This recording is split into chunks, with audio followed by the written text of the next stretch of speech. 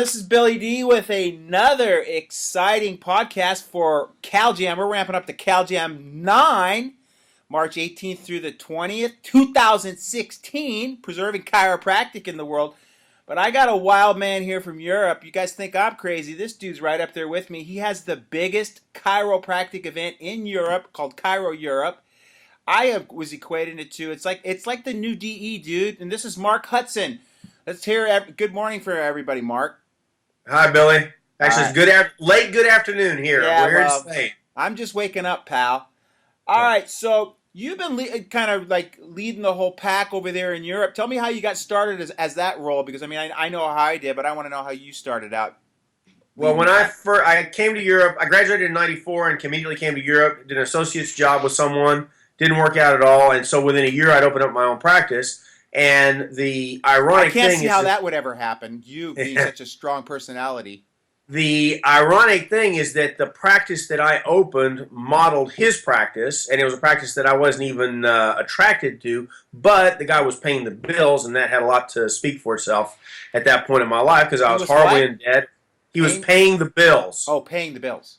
Okay, so he was, and he was working in a musculoskeletal model. He was doing, sort of a Parker seminar model of the 80s thing, and he was seeing his 200 visits a week, and he was paying the bills. And for me, just paying the bills was a worthy goal at that point. Of course, and I was there at one time too, dude.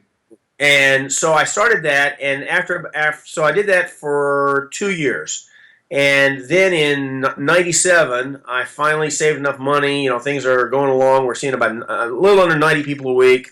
And I'm paying my bills, and we can finally afford to take a vacation as a family, and went to the States, and I went to visit a practice manager who lives in the town that my parents live in, and I was about to sign up with this dude because I knew there was something more that I wanted, but then this guy was just the typical post-'80s insurance slick, Cadillac, pointy suits, pink diamond pinky ring dude, who was a very, very accomplished speaker and very slick salesperson, whom I later found out was a complete scumbag. We're not going to name names right now, but he was generating success through what he was talking about.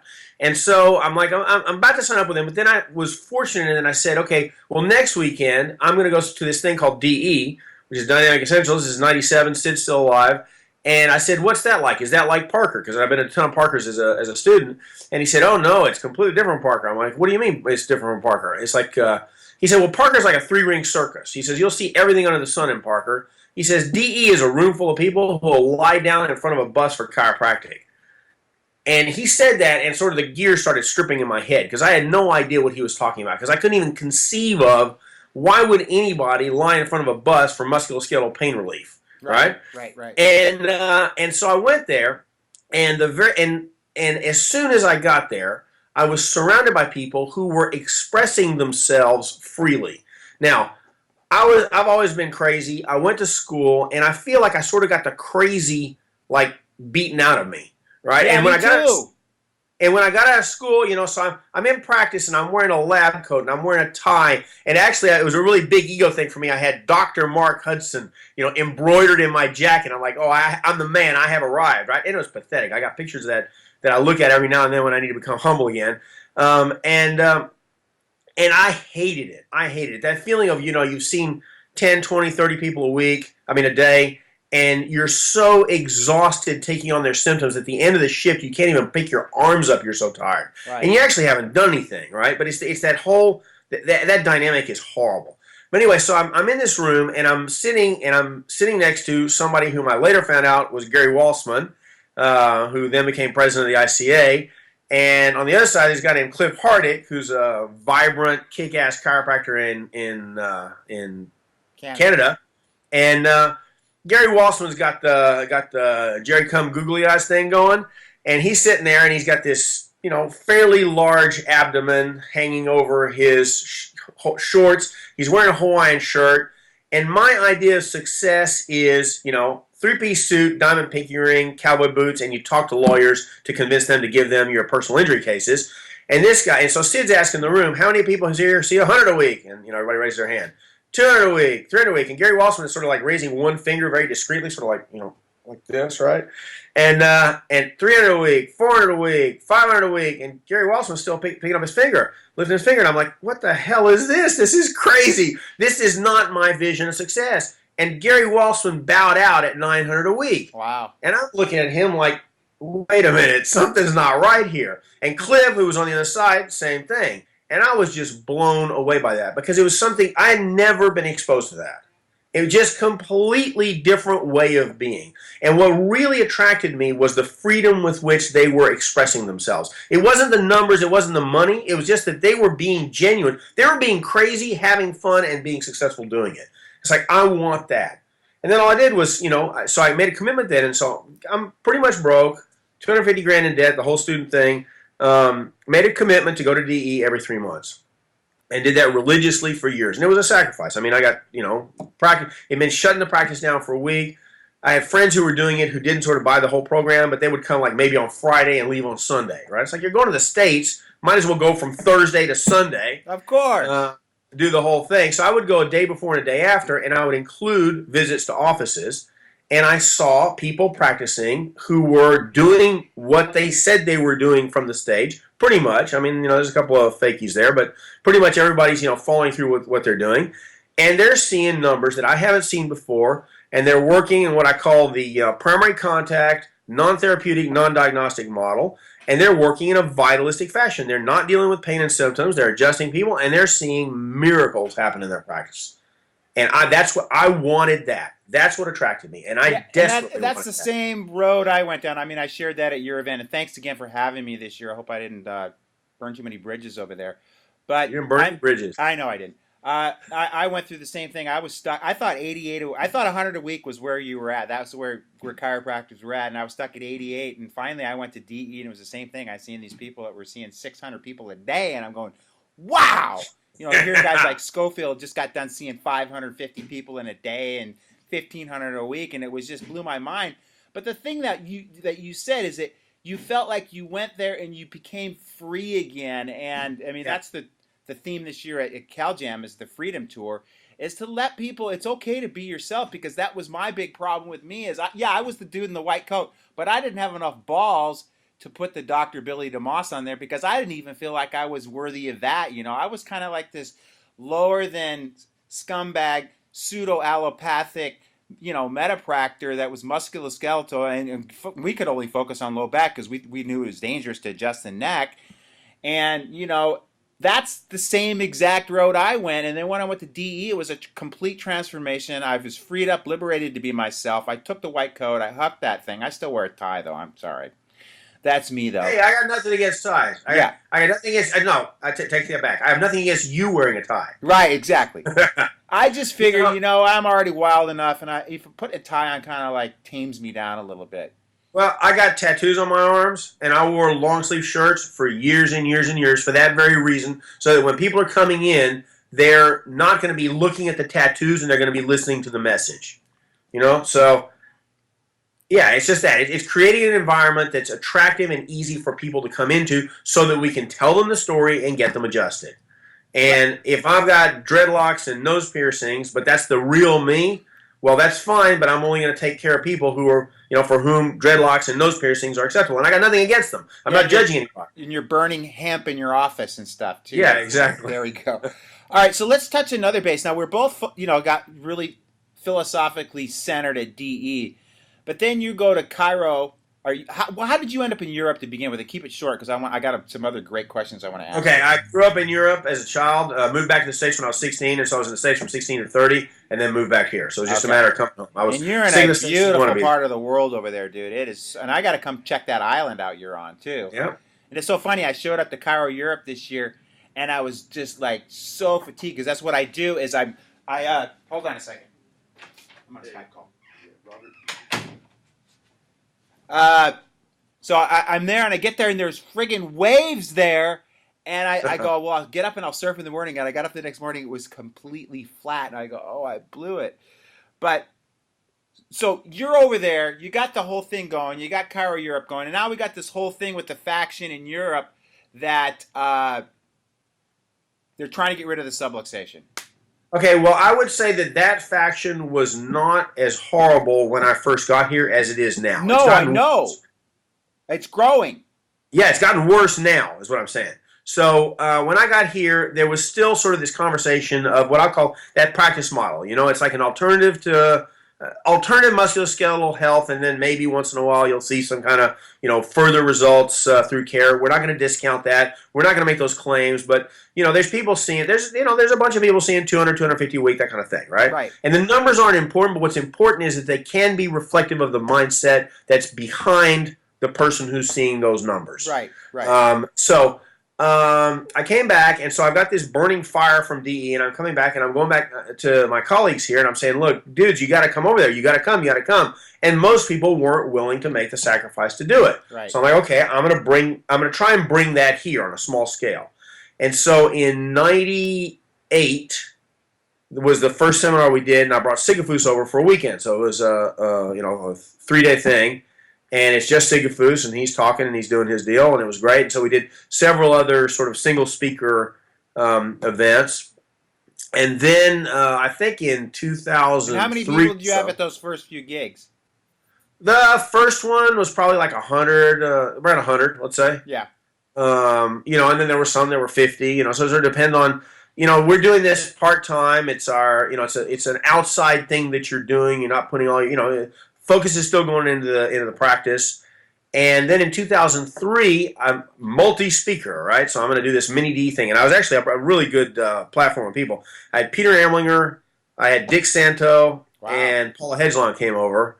And then the next one, maybe Jerry Klum might have been there. Then it just sort of started growing on that, and it goes from 3 to 5 and then maybe 10 speakers. And it's a little bit different format from your program, I think, in that I have more sort of 45-minute hour speakers than the 20-minute TED thing, but it all works. It's all good. Right. I gotta bring them over here, so it's we gotta get the most out of them. Sure. And it just started growing that way. And so the idea was always, so the people that I put up on my stage have to be good, clean, honest people who have actually done something in chiropractic. Right. I'm very protective of my audience in that I don't want somebody who's coming over here basically just to sell shit to them. Sure. We know that chiropractic is full of that, and we also know that chiropractic is full of a lot of people who just tell really good stories. Right. So what I want is that people who have actually, given their lives and hearts and souls and are actually doing something in chiropractic and are good peeps. Right. And it's created a mood that is really, really strong. Now, there's a community, but the community is still weak and is still very much in its infant stages.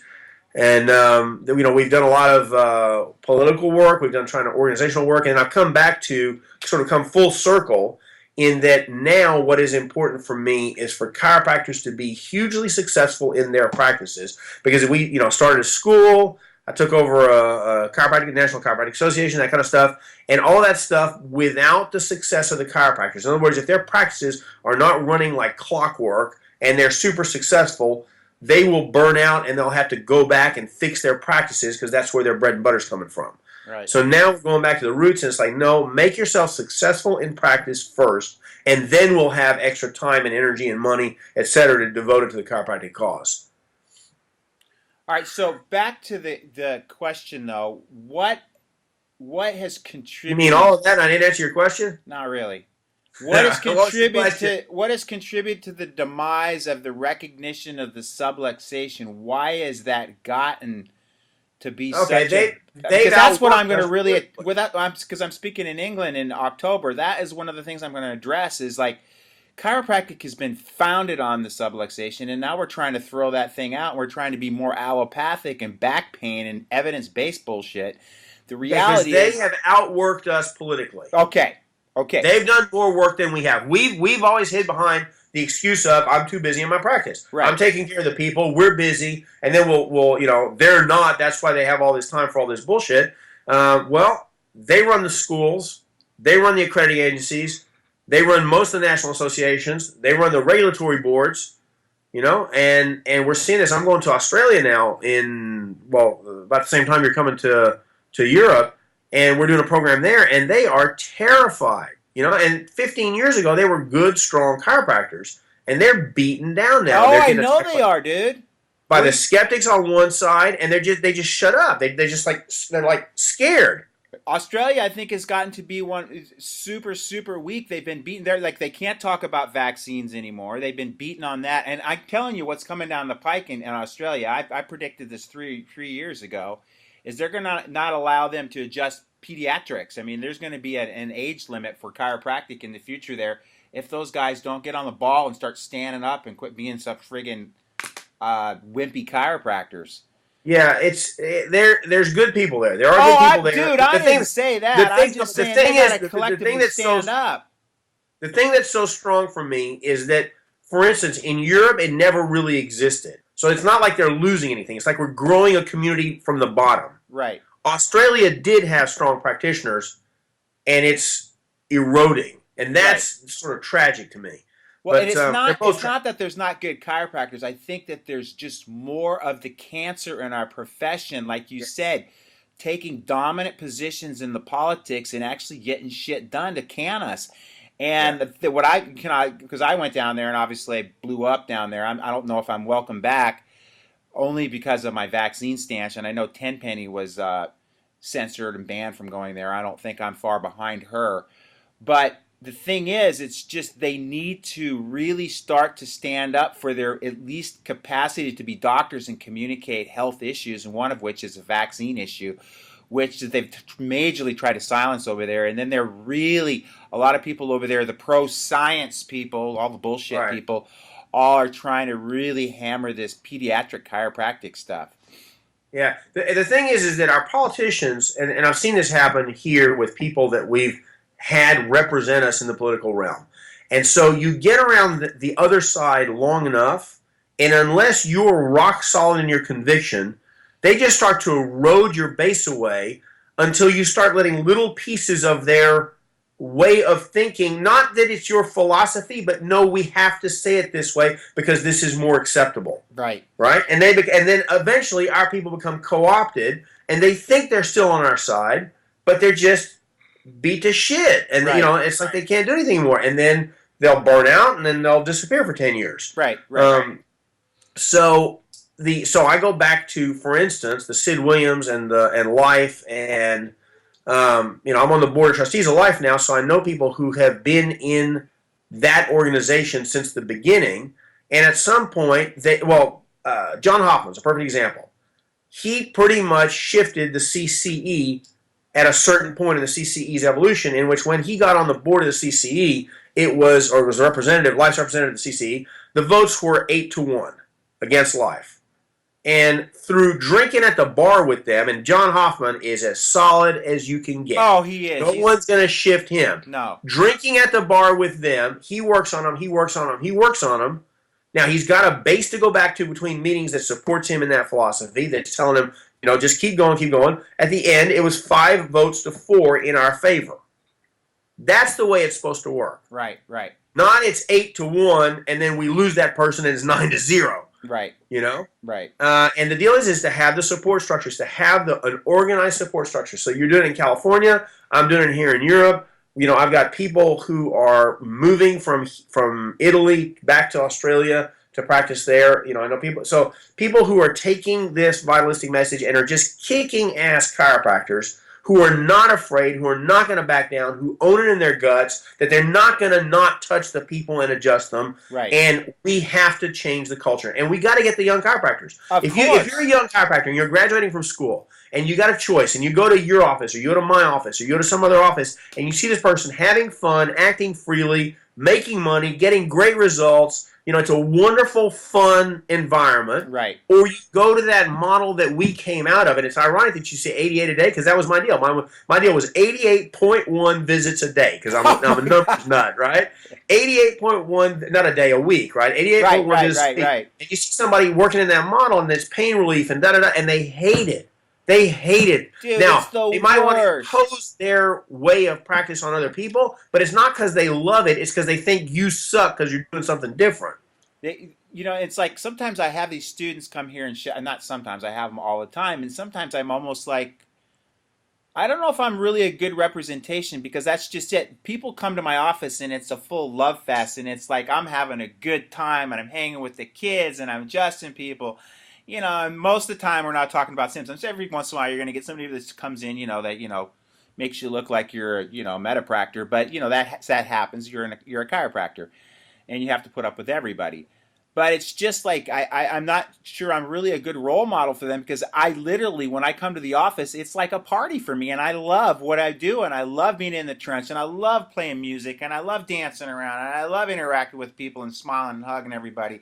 And it's definitely not like what you would consider your white coat professional doctor's Right. office. And people say when they come in, they feel that love and they feel that family atmosphere when they come in. And yeah, I mean, that's going to be hard for some people to emulate that are more in their head, more friggin' in Yeah, the but box. the deal is they just have to find their voice and be true Exactly. to themselves. So you're loud, I'm loud. There's people who aren't loud, and it doesn't have, like Gary Walsman. So that was the perfect example at that first D that I went to. Gary Walsman and Cliff Harding. You can't get two more radically different presentations of human beingness or where they're coming from, but they're rock solid in the adjustment of the subluxation is removing interference to greater expression of health, and they owned that. Right. And one of them's quiet and loving with it, and the other one's loud and bombastic with it, and they're both producing those results. Right. Yeah, and see, for me, it was like I was really attracted to Bob Sotilli because he was loud and Right. to some degree obnoxious, and that's like kind of like, hey, I like this guy. In your face, yeah. Yeah, and then Jimmy Gregg was more the lovey, loves the kids kind of thing, and I liked him. And then Fred Barge was the eloquent speaker, So I got it, Ian Grossum was loud, so I got. Ian Grossum was the best for me. Oh, he was the best, dude. He was the best. And if anybody has Ian's materials taped, I will please let me get copies of Ian Grossum's materials. Yeah, well, I have a couple old tapes of Ian Grossum that I bootlegged there because I used to tape them all the time. They sound like shit because of the fact. Well, I got those too. I got the bootleg ones too, and they sound like shit too. Yeah, because you got babies crying and shit everywhere. It's hard to. Okay, let me ask you one more question before we go here, because the waves are pumping right now, and I want to get out and catch some waves. But let's talk about, you were influential in starting one of the schools over there, Barcelona, correct? Correct. And let's talk about most of these schools today. What schools would you refer to right now if you had a prospective chiropractor that was looking in to get into chiropractic school? Well, my daughter is starting right now at Barcelona. Okay. Like this in 2 weeks or something. So I'm proud. God, congratulations, dude. Thank you. Yeah. Thank you. I'm really excited. Are you bringing her over to California, or she's going to be in school? She's going to be in school. Nah, you can bring her. She needs to work. She needs to pass exams. All right. No, I mean, yeah, she really wants to come. She really, that's one of the stops that she wants to make is CalJam. But any principled school. Okay, what are the principled schools? Well, Life West, Sherman, New Zealand, Barcelona. How's McTimony? McTimony has the principle. Okay, each of those schools, all of those, no school is perfect. Okay, and each of those schools has pluses and minuses. For me, the choice would have boiled down to Life West, and BCC. Okay. Those are the three that I would choose. And each of them has strengths, and each of them has weaknesses. Why not Sherman? I'm not an objective straight chiropractor. I'm what I call a traditional straight or a vitalistic straight chiropractor. And so for me, and I know that they are saying now that they're rejecting those roots, but for me, the reconnecting man the physical with man the spiritual is probably the most important part of chiropractic. And at least the roots of that school were to move away from that, and it's just purely objective straight. It's a biochemical set of events that's happening. Location and adjustment of vertebral subluxation for that reason only, and it's a physical event that's happening in the body. And so they sort of historically have moved away from the spiritual energetic component, which to me is the most vital part of it. Oh, I didn't realize that. All right. Yeah, well, that's their origin. That's where Reggie comes from. That's the origin of the school. Okay. All right, so what are you bringing to CalJam? I'm going to wrap this up, and then I'll go hit some waves. I'm bringing juice. I know that, go surfing. Huh? I'm not going surfing. No, you don't look like a surfer, dude. No. I'm the one that's out on the lounge chair, taking the sun in. No, you remind me of a big John Belushi kind of John Belushi. Thanks a lot, no, man. No. I wasn't done yet. I was gonna put you into John Belushi kind of rugby Hulk, the Green Hulk dude, kind of like somebody that would go into a room and just the bull in the china closet is what I'm saying. Well, that's sort of been my history, and I'm trying to tone that down. But that's good. That's what I like about you. That's why I invited you to CalJam, because I'm the little version of that. You know what I'm saying? But you're a rock and roller. You and I have a very eloquent vocabulary, which gets us in trouble sometimes, and that's what I love about you. People don't like that about us. So no F-bombs. You can anything else but F-bombs. For some reason, people get their panties in a really tight bunch over that. We can go and eject kids and poison them. And cut organs out of people and go spray shit all over the sky and push GMO. How about F-bombs but in other languages? Yeah, you can do that. Okay, all right. So this is for the German crowd right now. Fick dich kakalaka. Well, that sounds like it's almost like Spanish. What? So you're bringing the juice, but you're bringing the subluxation.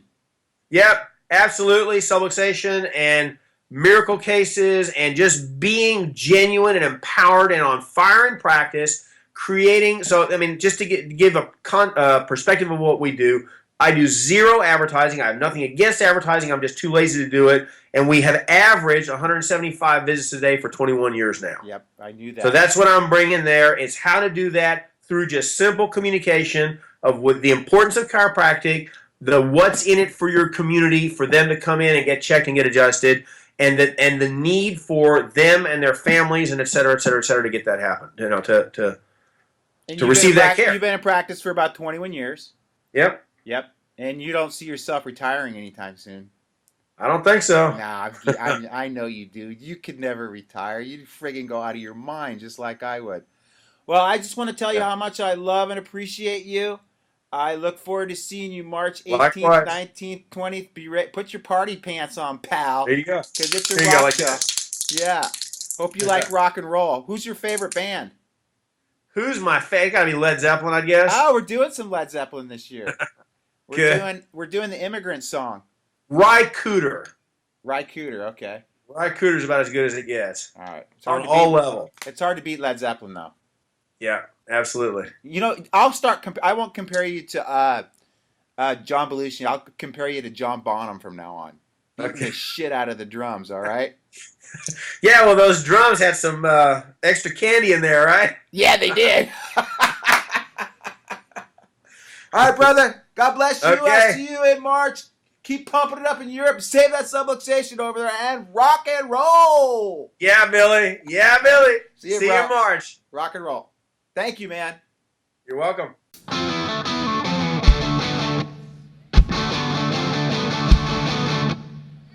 I love rock and roll! Not just one child.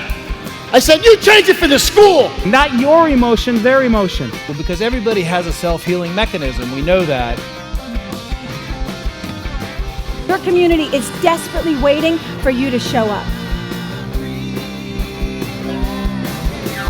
Wake up out of your apathetic slumber. Tell the people all about the principles of chiropractic. Is you are the vessel of the change.